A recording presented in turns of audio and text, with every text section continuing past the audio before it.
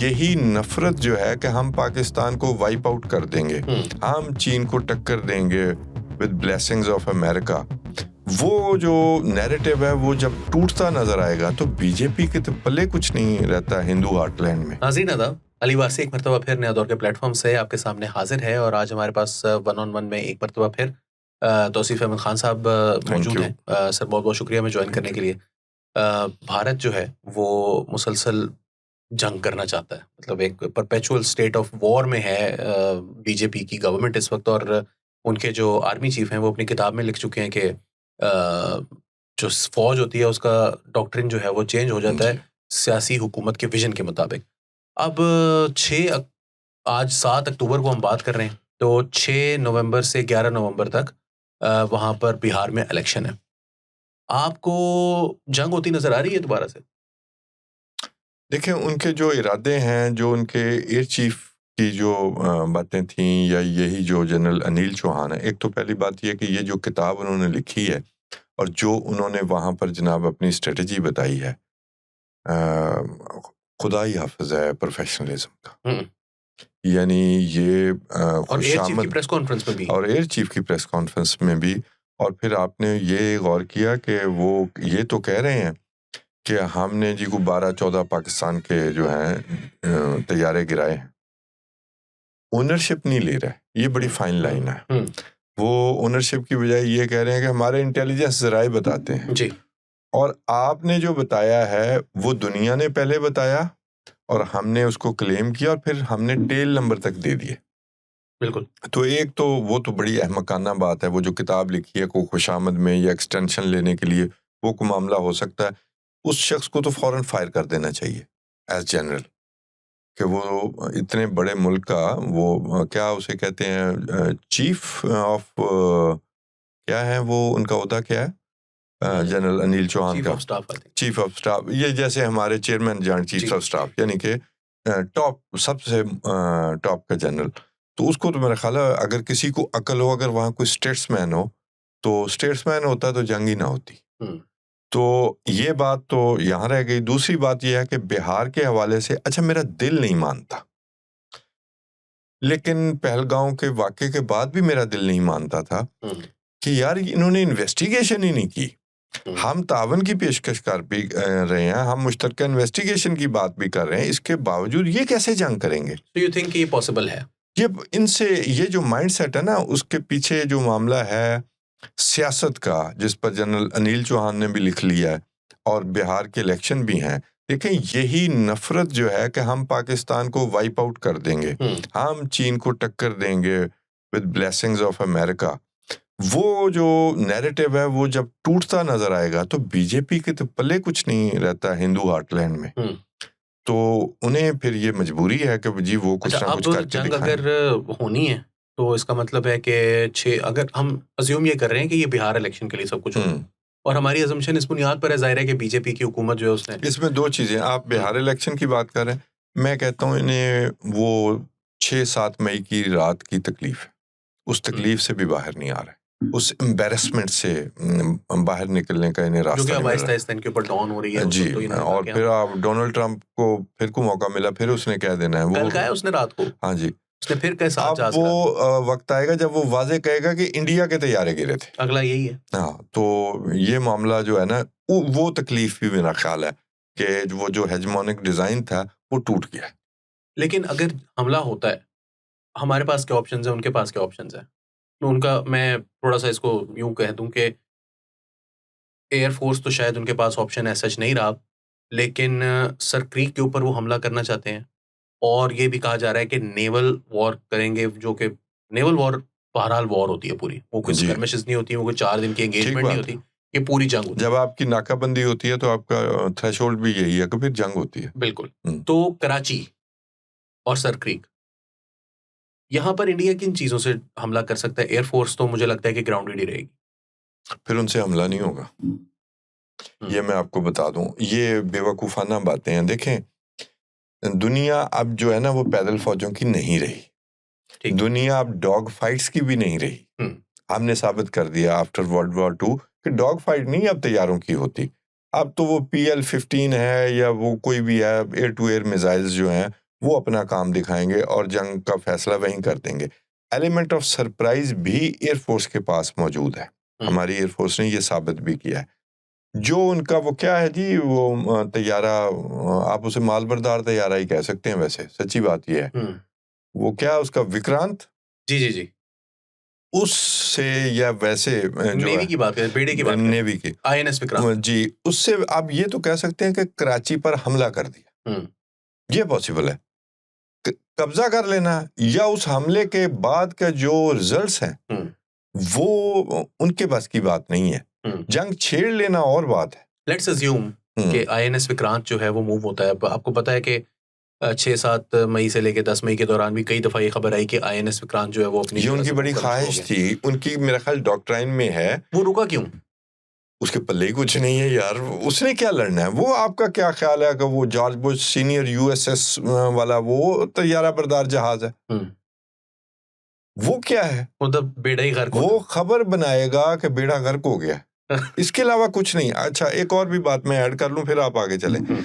ये जो सबमरीन्स के जी, वो आबदोज कहते हैं उसे, जी जी कि वो आबदोज हमारे पानियों में आबदोज का काम नहीं है। हम वहां काम दिखा सकते हैं अपनी सबमरीन्स के जरिए, हमारे पानियों में आबदोज का काम नहीं है। उन्हें अपनी एयरफोर्स जो है वो साथ उसे कंप्लीमेंट करेगी तो उनका अटैक होगा। तो एयरफोर्स इस काबिल है कि पाकिस्तानी एयरफोर्स जो अपनी नेवी के साथ होगी, देखें ये यूनिटी ऑफ कमांड की जंग है, अब ये वो पुरानी जंगें खत्म हो गई हैं, तो क्या वो इस काबिल है कि पाकिस्तानी एयरफोर्स को मुंह दे सके? 10 साल का फर्क है, कम से कम 10 साल का, अगर जंगी बुनियादों पर वो काम करें। तो फिर क्या ग्राउंड इन्वेजन होगी, क्या होगा? ग्राउंड इन्वेजन में कन्वेंशनली हम हमेशा साबित कर चुके हैं, हमेशा 71 की वार को निकाल के, क्योंकि एक तो वो हॉस्टाइल पॉपुलेशन, दूसरा ये कि 1200 मील का बीच में फ़र्क, और हॉस्टाइल पॉपुलेशन ही बहुत बड़ा फ़र्क है इनफैक्ट, कि भी आप फिर जंग नहीं लड़ सकते, ठीक है। तो मेरा नहीं ख्याल कि भी वो बूट्स ऑन ग्राउंड के ज़रिए वो अपने मकासद हल कर सकते हैं। उनका मकसद यहाँ ज़रूर हो सकता है कि जिस पर दुनिया भी ज़रा कम चीखो पुकार करे, कि वो कश्मीर में, देखे ना उन्होंने गरम तो किया ना कश्मीर, वहाँ उनका हिस्सा ज़रूर है, नाअहलियाँ, नालायकियाँ, और इससे भी कोई बड़ा लफ्ज़ मैं कह सकता हूँ वो हमारी हैं।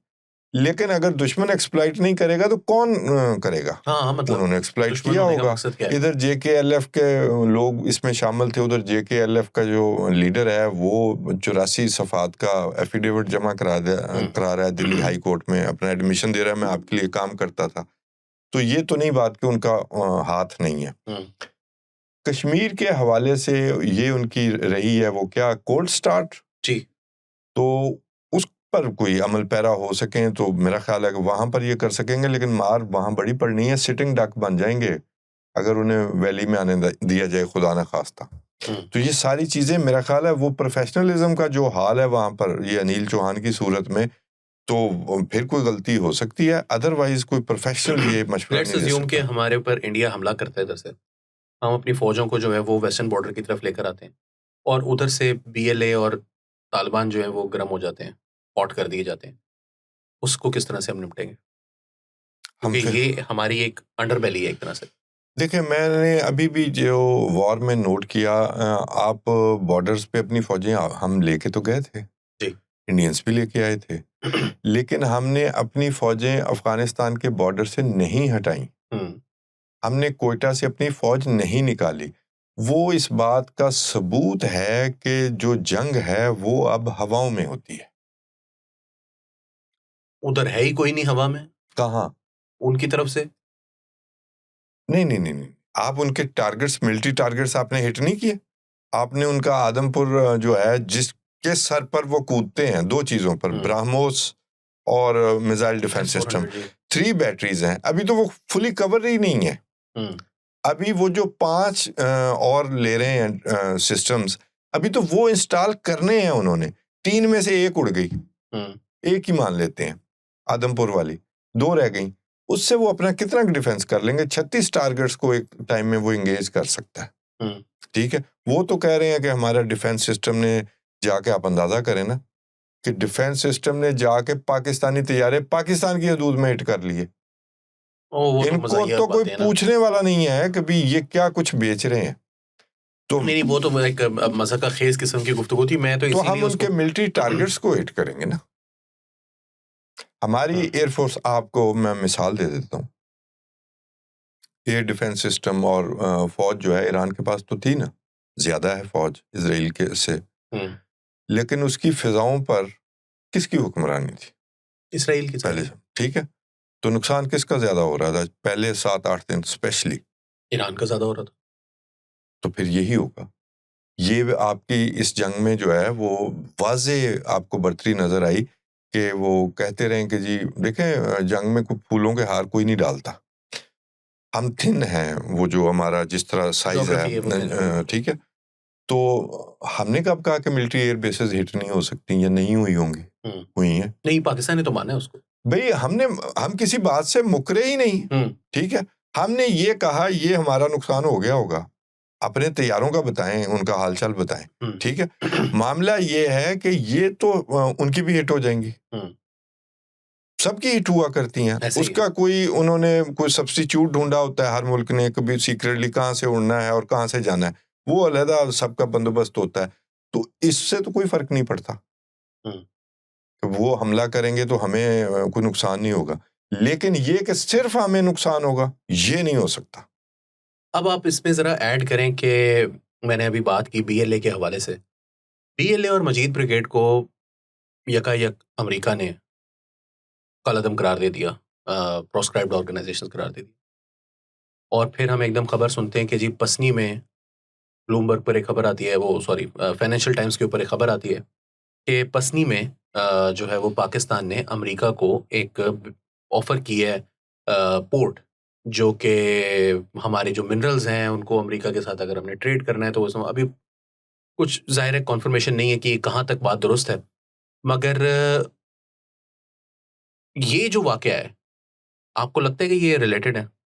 नहीं, आप इसको शरीफुल्लाह को पकड़ के देने से रिलेट क्यों नहीं करते? वार अगेंस्ट टेररिज्म। तो पसनी आपका ख्याल में वो सेपरेट है, वो तो ऑफर हमने की है।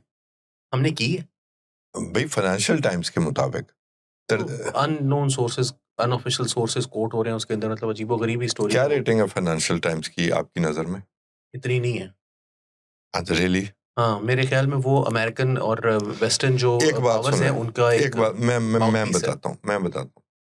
एक मेरा भी जो है ना वो ख्याल सुन लें। वो हमेशा किसी की बात वहां पर छुपी नहीं रहती। उन्होंने मकसद कोई हल करना, और जब उन्हें कोई मकसद हल होता नजर ना आ रहा हो तो दो काम उन्होंने करने होते हैं। अपने मीडिया के जरिए कोई एक्सक्लूसिव न्यूज जो है ना उन्होंने डाल देनी। मैं मिसाल अभी ताज़ा भी दे देता हूँ और फाइनेंशियल टाइम्स की। अब उन्होंने अरबों से हमदर्दी लेनी थी तो दो ऊपर नीचे दो जनाब स्टोरीज आई कि भी उसने गाली देकर कहा, डोनाल्ड ट्रंप ने उसको कहा, जी। ठीक है जी। और फिर वो एक तस्वीर जारी की गई कि जी जिसमें उसने गोद में फोन रखा हुआ और वो कतर के अमीर को फोन करवा रहा है। ऐसा ही। अब जो मीडिया को नहीं जानता वो कहता होगा कि यार ट्रंप बड़ी सख्ती कर रहा है, ठीक है। जो उनके अजाइम को नहीं जानता वो यही समझेगा। अब यही मामला यहाँ पर भी हो सकता है कि उनके मकासद पूरे ना हो रहे हों तो उन्होंने तब ये किया हो, ठीक है। हमने ऑफर कोई छोटी मोटी जैसे बंदा फ्लोट करता है कि कल निकल आएंगे। हमारी डॉक्ट्राइन तो ये है ना कि जितनी देर तक ये है इसको इंगेज रखें, और मेरा ये ख्याल है कि ये पॉलिसी नहीं चलेगी। जिन लोगों ने उसे इनकार की हिम्मत रखी है उनकी, खैर वो ताकतवर ममालिक भी हैं, उनको ही सबसे ज्यादा रियायत मिल रही है, चीन को, रशिया को, ठीक है। टैरिफ अगर नहीं लगे तो चीन पर नहीं लगे। नहीं, लेकिन वो उसमें बात ये कि वो ताकतवर इतने ना, मतलब वरना तो इनकार तो इंडिया ने भी किया है। नहीं, इनकार तो इंडिया कौन सा गिर गया, सच्ची बात ये है। नहीं, लेकिन इंडिया के ऊपर सख्ती तो वो कर रहा है ना, हो जाए सकता है। वो तो भुगतनी पड़ेगी ना। इंडिया ने इतना अरसा लाड भी तो भुगता है, ये इससे कोई नहीं। इतना अरसा लाड भी तो खाया भी तो है, उसी से बने हैं, बिल्कुल उसी अमेरिका के पैसों से ही बने हैं। तो अब थोड़ा सा वो हीट वो भी बर्दाश्त कर लेना। हमारे तो बड़े अरसे बाद बारी आई है, और हम हालांकि उनके ट्रांजैक्शनल पुराने दोस्त हैं और हमारा एक्सपीरियंस भी ज्यादा है कि अमेरिकी किस तरह डील करते हैं। तो हो सकता है ये जो स्टोरी लीक हो, उन्होंने फाइनेंशियल टाइम्स को वो स्टोरी इसलिए भी दी हो कि आपने गजा के अमन फार्मूले को घर पहुंचकर पहले ओनरशिप दे दी और फिर घर पहुंचकर डिसोन कर लिया, तो हो सकता है उन्होंने ये फिर आपके साथ वारदात की हो। अदरवाइज जो फाइनेंशियल टाइम्स कोट कर रहा है कि आर्मी चीफ ने उन्हें ये ऑफर की, ऐसे ही है। तो फाइनेंशियल टाइम्स वहां बैठा तो नहीं था। ये मुझे यकीन है कि वहां जो बातें हुई हैं उसकी कोई प्रेस ब्रीफिंग नहीं हुई, कुछ नहीं हुआ। ये हमारे जो मुलाकातें हुई हैं, ये खुसूसी तौर पर हमारी कोई प्रेस टॉक नहीं हुई। ये मुझे यकीन था कि आज नहीं तो कल, 2 साल बाद बॉब वुडवर्ड्स की किताब में ले लें या किसी और की किताब में ये सारा आ जाएगा। इतनी जल्दी तो मेरा ख्याल है कि ये कोई नीजर्क रिएक्शन है और ये अमेरिकन की कनेवेंस के बगैर ये स्टोरी नहीं आ सकती। नहीं, अब आपकी बात बिल्कुल ठीक है। मेरा तो सवाल ये है कि हम खबर ये आ रही है कि BLA proscribed organisation, Majeed brigade proscribed organisation, Pakistan offers Pasni, Pakistan offers minerals, America gives Pakistan AMRAAM missile जिसकी 161 किलोमीटर। गिफ्ट तो नहीं है, नहीं गिफ्ट नहीं है, मगर देते तो नहीं थे ना, मतलब हाँ। पहले भी ऐसी केड़े पैसे तो बगैर ही पैसों के ही लेते होते हैं हम हमेशा। वो आपने अपनी काबिलियत बगैर साबित पैसों की के है। लेते हैं हम। तो बात ये कि उधार पे ही लेने थे, मगर वो उन्होंने उधार को एडजस्ट किया है ना। 41 पॉइंट समथिंग मिलियन डॉलर्स हैं, वो उन्होंने कुछ एडजस्टमेंट कर दिया। अभी पता नहीं, अभी मिले नहीं है, जाहिर है उन्होंने मुल्कों के नाम शामिल हुए हैं जिसमें पाकिस्तान को वो देने के लिए तैयार है। ये सब कुछ देखते हुए डोंट यू थिंक कि अमेरिका को एक तरह से स्टेक दिया गया है इस सारे मामले के अंदर, और इंडिया को यहाँ से बाहर रखने के लिए या इंडिया को किसी भी चीज़ से बास कराने के लिए? नहीं, मेरा नहीं ख्याल कि इंडिया के हवाले से कोई हो सकता है। हमने जो इस वक्त पॉलिसी बनाई हुई है ना, वो ये है कि हमारे दुनिया की तीनों सुपर ताकतों के साथ स्ट्रेटेजिक ताल्लुकात, ठीक, ये इस वक्त दुनिया के किसी और मुल्क के पास नहीं है। ये बाय डिफॉल्ट हो गया या हम हैं ही इतने ज़हीन, ये मुझे नहीं पता।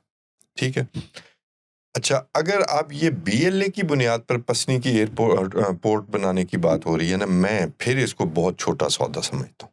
ठीक है, अच्छा, उसको डेवलप करना या जो मामला है उसमें चीन के क्या तासुरात होंगे, वहाँ ईरान से 100 किलोमीटर दूर है, वो क्यों नहीं वहाँ अपना स्ट्रेटजिक कोई मकासद रखेंगे? वो तो एक और उन्हें समझें कि भी बन गया ना काम, तो वो क्यों नहीं करेंगे? तो ये रिस्की तो है।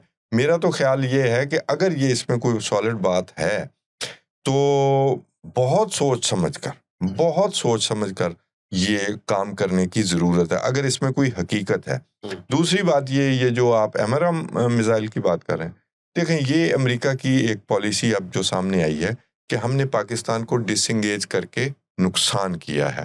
81% वेपन्स जो हैं पाकिस्तान चीन से खरीद रहा है, जिसका दुनिया की असले की ट्रेड में टोटल 7% हिस्सा है, और हम सबसे ज़्यादा, वो चलते ही असले की तजारत पे हैं। बिल्कुल। तो हमने इंगेज करके जो है डिसएंगेज करके कोई फ़ायदा नहीं हासिल किया, पाकिस्तान ने अपनी ताकत साबित कर दी। तो पाकिस्तान को ये इंगेज करने की कोशिश है। F-16 में उनके ही मिसाइल चलेंगे ना, तो ये तो हमने ठीक किया। नहीं, अगर ये बात सच है, उनके मिसाइल अगर चल रहे हैं, F-16 तो हम इंडिया के खिलाफ इस्तेमाल नहीं कर सकते। तो हमने किधर मार लिया? War on terror. अब वो रह भी क्या गया है, मुझे आप बताएं ना। F-16 आज के दौर में वो 3.5 या 4th जनरेशन तैयार है।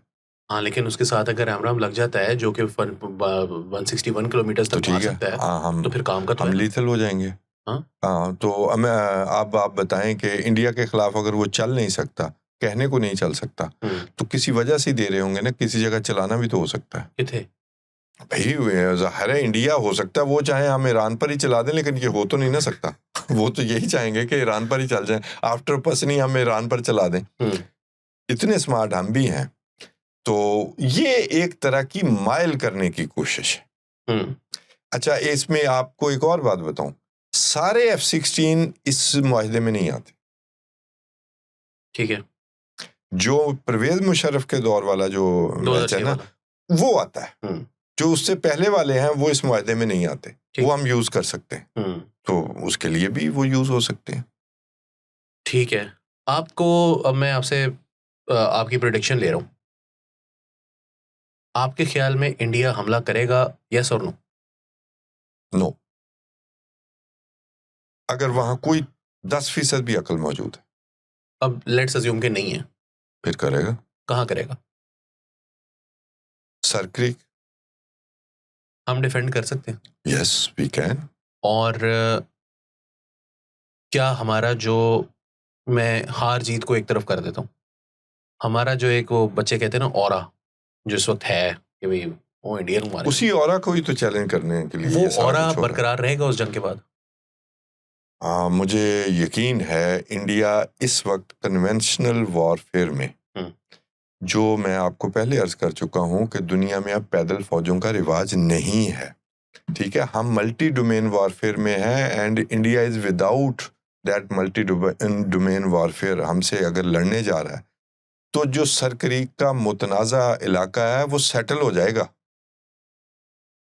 ऐसा कुछ नहीं है, शॉर्ट टर्म वॉर में हम फिट है, लॉन्ग टर्म होगी वो लॉन्ग टर्म एटॉमिक ताकतों के दरमियान लॉन्ग टर्म वॉर, और उसमें एक ताकत जो है मईशत के हिसाब से कमजोर हो तो वो बड़ा मुश्किल है। लेकिन आपको ये नहीं लगता कि इस वक्त दुनिया के अंदर कोई मुल्क ऐसा नहीं है जिसका इंडिया के ऊपर ऐसा लेवरेज हो कि वो उसको क्या बंद कर दो तो वो बंद कर दे? अमेरिका, ट्रम्प ने तो उसको बहुत दूर धकेल दिया। व्लादिमीर पुतिन का है, सबसे बड़ा लेवरेज जो है वो चाइना का। इवन आप समझने की कोशिश करें, इवन ये कि वो उसको दुश्मन समझते हैं, ये सैंडविच हो जाएगा। सबसे बड़ा लेवरेज जो है वो चाइना का है, इसीलिए वो वार जल्दी क्लोज करने की भी कोशिश की उन्होंने।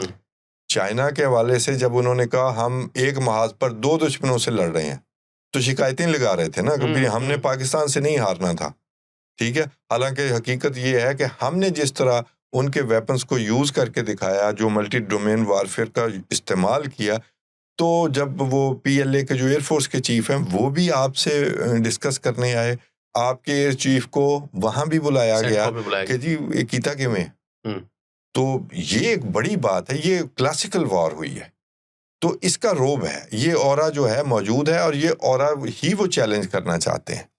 वो सरक्रीक में करें, वो सियाचिन में करके देख लें, कहीं भी कोई तजर्बा जरूर करना चाहेंगे कि जी हम किसी तरह ये जो इक्वलाइजर कर लें, फंस जाएंगे। और फिर आपको एक और बात बता दूं, इंडिया को बहुत सारी तकलीफ जमा हो गई। एक वो जो जंग, उस जंग में के जरिए अमेरिका से महरूमी फिलहाल, जो कि फिलहाल है, पक्की नहीं है, और हमारी भी पक्की दोस्ती नहीं है, ये भी मैं बता दूं। हमारे डिफेंस मिनिस्टर ने ज़ेटेओ पर मेहदी हसन को इंटरव्यू देते हुए अपने मुंह से ये अल्फाज इस्तेमाल किए कि हमारा स्ट्रेटेजिक पार्टनर चाइना है, अमेरिका के साथ जो भी है आप इसको चाहे बेशक फ्लर्टेशियस रिलेशनशिप कह लें, तो उसने मेहदी हसन ने कहा मैं क्या ही नहीं फ्लर्टेशियस, तुसी कह रहे हो, कहता वो ही है। आप अंदाजा करें कि भी मेरा नहीं ख्याल कि भी बैड टाइमिंग, बैड इंटरव्यू, और वजीर दिफा जो हैं वो ऐसी बातें नहीं किया करते, ठीक है। तो और फिर वजीर दिफा जिसकी बात का कोई वजन ना बनता हो, वो ऐसे मुल्क का वजीर दिफा, मैं उस इंटरव्यू को जो है ना इंडोर्स नहीं कर सकता। इंडिया को जो तकलीफ है, इसलिए उस इंटरव्यू को एंडोर्स बेशक नहीं कर रहे, मैं तो सिर्फ ये कह रहा हूँ कि डिफेंस मिनिस्टर को ये बात पता है कि अमेरिका के साथ हमारे ताल्लुकात फ्लर्टेशियस हैं। देखो ना उसमें 80 साल की लेगेसी है, जी वो साफ नजर आता है, पता है फ्लर्ट ही है, और ये कल को ये चला जाएगा। मुझे तो ये भी नहीं अंदाजा कि इसने टर्म भी पूरी करनी है या नहीं करनी, ठीक है सर, इंशाल्लाह पूरी करेगा मुझे लगता है। अच्छा, नहीं, हमें मुस्तकबिल पर नजर रखनी चाहिए और चीन को नाराज नहीं करना चाहिए, 100%। चाहे वो पसनी का मामला हो। इंडिया को जो तकलीफ है वो 4 रोज़ा जंग है, अमेरिका से महरूमी है, ड्यू टू पाकिस्तान है, पाकिस्तान का इवॉल्व होना है की तकलीफ है। $100 बिलियन का मुआहिदा करने गए थे नरेंद्र मोदी सऊदी अरब, वो इतनी बड़ी तकलीफ है, जो सिक्योरिटी मुआहिदा भी था उसमें इंडिया के साथ सऊदी अरब का, वो आपने छीन लिया है। आपसे दुनिया तिजारती मुआहिदे कोई नहीं करती, ये तो बात है सच। दिफाई मुआहिदा कर लिया, कर रहे हैं वो तिजारती मुआहिदा, बाय द वे अल्लाह करे ये शुरुआत हो जाए, और वो कोई कमेटी भी बन गई है, वो सारा कुछ है। मैं आपको एक बात बताऊं, मोदी जी गए थे वहां पे तो पहलगाम हुआ था, शहबाज शरीफ जा रहे हैं अक्टूबर में और इंडिया कह रहा है हमने हमला करना है। देखिए मैंने तो कहा कि ये तकालीफ ज्यादा हो गई हैं, कंपाउंड हो गई हैं, और वो बढ़ती जा रही हैं, उसको आइसोलेशन भी हुई है। ये बड़ा छक्का था उनका अरब दुनिया में, देखें किसी वक्त में वो OIC में भी शिरकत की जो है वो ख्वाहिश रखते थे कि बिल्कुल, हमारे बिल्कुल पास सही। इक्वली हमारे पास भी उतने मुसलमान हैं। तो बड़ी ज़बरदस्त एंट्री थी जो रुक गई है और मोदी की बेवकूफ़ी से रुकी है। बिल्कुल, मोदी की बेवकूफ़ी से रुकी है और मोदी की बेवकूफ़ी जो है वो हमारा ISPR कह रहा है कि destruction will be mutual, eraser will be mutual और मोदी की बेवकूफ़ियाँ जो हैं, वो कहीं पूरी दुनिया ये को बड़ी खौफनाक एक बात है। बहुत खौफ़नाक किस्म की सूरत-ए-हाल में ना धकेल दे। तौसीफ़ साहब बहुत-बहुत शुक्रिया थैंक हमें यू। जॉइन करने के लिए। आप अपने कमेंट्स के ज़रिए हमें बताइए कि आपका क्या ख़्याल है, जंग होगी, नहीं होगी, होगी तो कौन जीतेगा? इंडियंस भी आज़ाद हैं जो लिखना चाहें कमेंट्स के अंदर तहज़ीब के दायरे में रहते हुए। फ़िलहाल के लिए नया दौर के प्लेटफ़ॉर्म से अली वारसी को इजाज़त दीजिए। आदाब।